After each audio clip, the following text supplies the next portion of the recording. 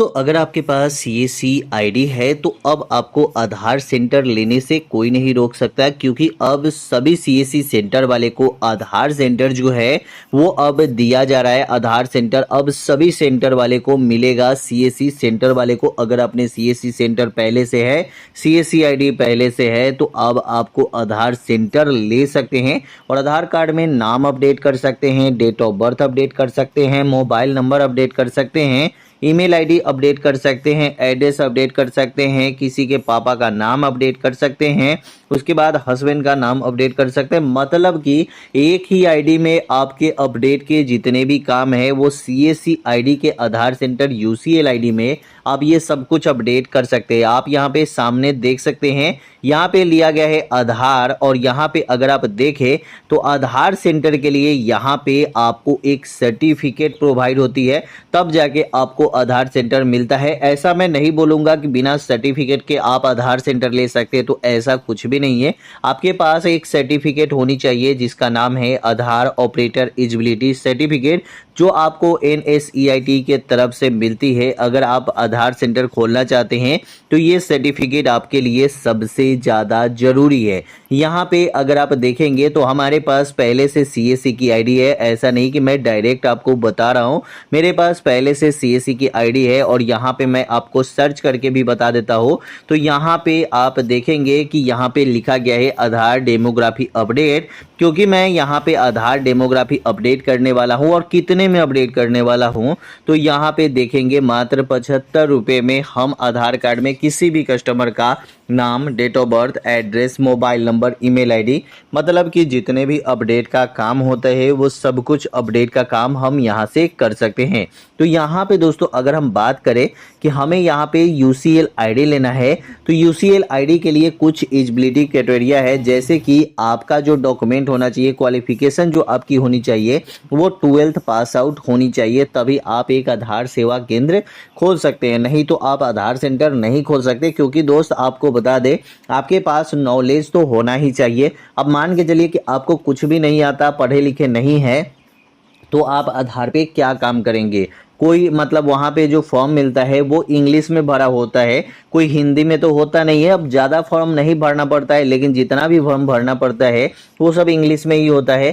तो वही दोस्त आपको बता दें कि यहाँ पे आपके पास 12th पास आउट की आपको पास होना चाहिए। अगर आप 12th पास आउट है तभी जाके आप आधार सेंटर के लिए अप्लाई कर सकते हैं। और आधार सेंटर के लिए सबसे पहले आपके पास ये सर्टिफिकेट का होना जरूरी है। इस सर्टिफिकेट के लिए लिंक आपको डिस्क्रिप्शन में मिल जाएगी, डायरेक्ट आप यहाँ पे आ जाएंगे। यहाँ पे आने के बाद यहाँ पे आप देखेंगे कि यहाँ पे आपको एक क्रिएट न्यू यूजर का, और जस्ट ऊपर देखेंगे welcome to Aadhaar testing and certification. तो अगर आपने सर्टिफिकेट की वीडियो नहीं देखी है तो लिंक आपको डिस्क्रिप्शन में मिल जाएगी, जहाँ पे जाके आप उस वीडियो को देख सकते हैं। और उस वीडियो में पूरी चीज़ें बताई गई है कि आप सर्टिफिकेट के लिए अप्लाई कैसे करेंगे। अब दोस्तों यहाँ पे हम आपको बताएं कि यहाँ पे हम आईडी कैसे लेंगे।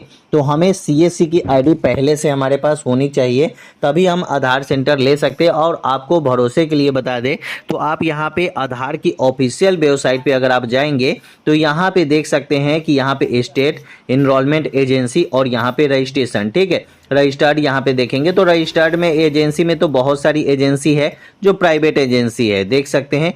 और यहाँ पे रजिस्टर्ड में जाएंगे तो यहाँ पे आपको देखने को मिलेगा सीएससी ई गवर्नमेंट सर्विस।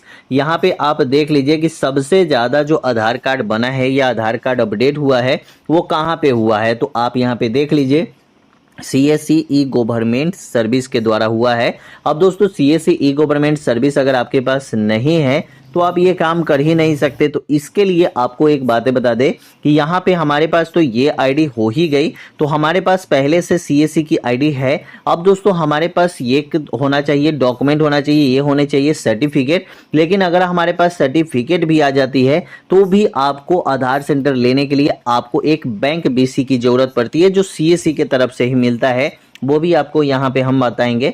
सबसे पहले यहाँ पे आपको सर्च करना है सीएससी बैंक। यहाँ पे आपको सीएससी बैंकिंग यहाँ पे सर्च कर लीजिएगा। देखिए सीएससी बैंकिंग मैंने यहाँ पे सर्च किया और ऊपर में ही यहाँ पे हमें देखने को मिलेगा सीएससी ऑन बोर्डिंग। यहाँ पे देख लिया आपने, यहाँ पे आपको क्लिक कर देना है। जब यहाँ पे CSC ऑनबोर्डिंग आप यहाँ पे सर्च करेंगे तो आप यहाँ पे देख सकते हैं कि यहाँ पे 4 ऑप्शन आपके सामने देखने को मिलता है। सबसे पहले अप्लाई फॉर बैंक BC। अगर आप अप्लाई बैंक BC के लिए नहीं करेंगे, मतलब बैंकिंग कॉरस्पॉन्डेंट ID, तो इसके लिए अगर अप्लाई नहीं करते हैं तो आप आधार सेंटर भी नहीं खोल सकते हैं।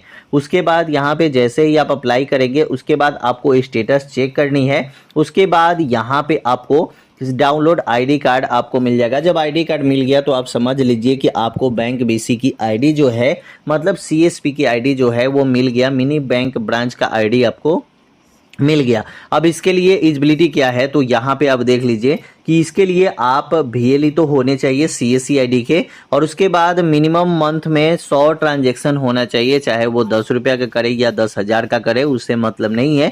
100 ट्रांजैक्शन आपका होना चाहिए आपके DSP पोर्टल पे। उसके बाद आपकी जो CSC ID होनी चाहिए वो पुरानी होनी चाहिए, 6 मंथ पुरानी। इतना मतलब देखिए, बारीकी से आपको कोई नहीं बताएगा कि CSC ID से आप आधार सेंटर कैसे ले सकते हैं, लेकिन मैं एक एक चीज़ों को आपको बताऊंगा। उसके बाद यहाँ पे आपके पास वैलिड पुलिस वेरिफिकेशन सर्टिफिकेट आपके पास होनी चाहिए। उसके बाद यहाँ पे एक चीज़ें दिया गया है जो आपके पास ये भी सर्टिफिकेट होनी चाहिए, इसका नाम है IIBF सर्टिफिकेट। ये कोई बहुत बड़ी सर्टिफिकेट नहीं है, लेकिन एक बैंकिंग ID लेने के लिए ये सर्टिफिकेट का ज़रूरी होता है। तो यहाँ पे हम सर्च करते हैं IIBF। यहाँ पे जब हम IIBF सर्च करेंगे तो यहाँ पे देख सकते हैं कि IIBF रजिस्ट्रेशन फॉर्म आ चुका है। तो यहाँ पे हम क्लिक करेंगे IIBF रजिस्ट्रेशन ऑनलाइन। यहाँ पे आपका ऑप्शन आ जाता है, यहाँ पे Indian institute of banking finance, यहाँ पे हमें क्लिक कर देना है। जब यहाँ पे हम क्लिक करते हैं तो डायरेक्ट यहाँ पे आ जाते हैं। यहाँ पे आने के बाद यहाँ पे आपको बहुत सारे ऑप्शन आएंगे, लेकिन हम यहाँ पे फिर से बैक हो जाते हैं। यहाँ पे एक मेंबर का ऑप्शन आता है, यहाँ पे आपको क्लिक कर देना है। जब यहाँ पे आप क्लिक करेंगे, क्लिक करने के बाद डायरेक्ट आप यहाँ पे आ जाएंगे। यहाँ पे आने के बाद एक सेकेंड देख सकते हैं, यहाँ पे आपको ऊपर में ही देखने को मिल रहा है, यहाँ पे ऑर्डिनरी मेंबर। यहाँ पे हमें क्या करना है कि रजिस्ट्रेशन वाले ऑप्शन पे क्लिक कर देना है। रजिस्ट्रेशन वाले ऑप्शन पे जैसे ही हम क्लिक करते हैं, क्लिक करने के बाद डायरेक्ट हम यहाँ पे आ जाते हैं। ये फॉर्म जो है ये आपको भरना पड़ेगा, IIBF की फॉर्म। तो क्योंकि आपको कहीं से भी बैंकिंग ID लेंगे, किसी भी ये मतलब आपको कंपनी से बैंकिंग ID लेना है, तो इसके लिए आपको यहाँ पे बैंकिंग की ID लेने के लिए फॉर्म आपको भरना पड़ता है। और ये form Indian institute of banking finance का फॉर्म होता है। तो इसमें आपको क्या क्या अपलोड करना पड़ता है, तो यहाँ पे देख लीजिए, फोटोग्राफ अपलोड करना पड़ता है, आपका सिग्नेचर अपलोड करना पड़ता है। यहाँ पे आधार कार्ड या कोई भी एक वैलिड डॉक्यूमेंट आप जो है आपके पास वो अपलोड कर सकते हैं। उसके बाद यहाँ पे अपलोड डिक्लेरेशन फॉर्म है, ये आपको यहाँ से मिल जाएगा। यहाँ से चेका मतलब प्लीज़ प्रिंट डाउनलोड कर लीजिएगा, और इसके बाद ये आपको अपलोड कर देना है। और यहाँ पे अगर आप जैसे कि डिसेबिलिटी है, जैसे कि आप खुद से एग्ज़ाम नहीं दे सकते, तो कोई अगर आपके पास कोई एक्स्ट्रा पर्सन है जो एग्ज़ाम दे सकता है, तो यहाँ पे यस करके भी ये सब चीज़ें कर सकते हैं। ये बहुत मतलब ज़रूरी है आपके लिए। यहाँ पे आपको 1770 रुपये लगता है, और ये अगर आप पास आउट हो जाते हैं तो आप यहाँ पे बैंक BC ID लेने के लिए एलिजिबल हो जाते हैं। मैंने पहले ही बोला था कि आपको 12th पास आउट होना ज़रूरी है। 10th पास आउट हो में कोई भी आपको BC ID मिल जाएगा, लेकिन अगर आपको वही आपको मतलब अगर चाहिए SBI का बैंक, मतलब जो रजिस्टर्ड बहुत अच्छी बैंक है, उसके लिए आपको 12th पास आउट होना ज़रूरी है। और आपका सिविल स्कोर भी 650 से ज़्यादा होना चाहिए, जिससे कि लगे कि हाँ आप बढ़िया इंसान हैं, मतलब आप बैंक के साथ चीट नहीं कर सकते। तो ये चीज़ें हैं। उसके बाद यहाँ पे तो आपको सब कुछ आधार के ऑफिशियल वेबसाइट पे दिखा ही दिए हैं, और उसके बाद आप यहाँ पे देख सकते हैं कि ये चीज़ हो गया। अब यहाँ पे बात करते हैं कि हमें आधार की रजिस्ट्रेशन कैसे करनी है, और क्योंकि अब दोस्तों मतलब बहुत सारी बातें हो गई, हर एक चीज़ें तो मैंने आपको बता ही दिया। अब यहाँ पे आपको आधार की रजिस्ट्रेशन के लिए आपको यहाँ पे करना होगा CSC UCL, ठीक है। जब यहाँ पे CSC UCL करेंगे तो यहाँ पे रजिस्ट्रेशन का ऑप्शन आ जाएगा, यहाँ पे आपको क्लिक कर देना है। जब यहाँ पे रजिस्ट्रेशन का ऑप्शन आ ही चुका है तो ऊपर में आपको एक चीज़ें देखने को मिल जाएगा, यहाँ पे CSC डेमोग्राफी अपडेट, यहाँ पे हम क्लिक कर देते हैं। क्लिक करने के बाद डायरेक्ट हम यहाँ पे आ जाएंगे। यहाँ पे आने के बाद अब आपको यहीं से अप्लाई का प्रोसेस शुरू होने वाला है। तो यहाँ पे हम क्या करेंगे कि यहाँ पे डिजिटल सेवा कनेक्ट, यहाँ पे सबसे पहले आपको CSC ID से ये कनेक्ट करना पड़ेगा।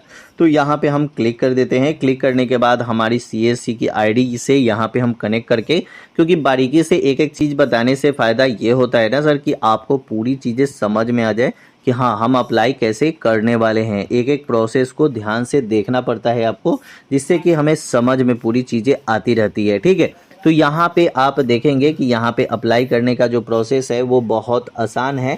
ठीक है, तो डायरेक्ट हम यहाँ पे आएंगे। यहाँ पे आने के बाद देख सकते हैं कि वेलकम टू डिजिटल सेवा कनेक्ट। यहाँ पे हम आने के बाद सबसे पहले हमें लॉगिन करना होगा। लॉगिन करने के लिए हमें यहाँ पे अपना जो भी आईडी है और जो भी पासवर्ड है हमारा, वो हमें यहाँ पे देना पड़ेगा। और देने के बाद यहाँ पे जो हमारा कैप्चा है वो कैप्चा हमें यहाँ पे दे देना है। यहाँ पे कैप्चा जल्दी आपको दिखाई नहीं देता है, फिर भी आप अच्छे से देख के और यहाँ पे कैप्चा भर के और यहाँ पे कनेक्ट कर लीजिए। कनेक्ट करने के बाद यहाँ पे हमें दे रहा है दोस्त, आप चीज़ें देख सकते हैं कि यहाँ पे दे रहा है you are not a CSC banking bank BC। ठीक है, काइंडली कनेक्ट योर डिस्ट्रिक्ट और बैंकिंग टीम, मतलब आपको बैंकिंग टीम से कनेक्ट करना होगा और तब जाके आपको BC ID मिलेगा, तब जाके आप CSC UCL के लिए रजिस्ट्रेशन कर सकते हैं। मैंने देखा आपको दोस्तों, मैंने एक एक चीज़ों को बताया तो बाद में आपको शायद समझ में आ गया। अगर यही चीज़ें मैं नहीं बताया होता पहले तो आपको कुछ भी समझ में नहीं आता। वीडियो कैसी लगी हमें कमेंट में जरूर बताइएगा। वीडियो अच्छा लगा चैनल को सब्सक्राइब कीजिएगा। फिर मिलते हैं अगले वीडियो में।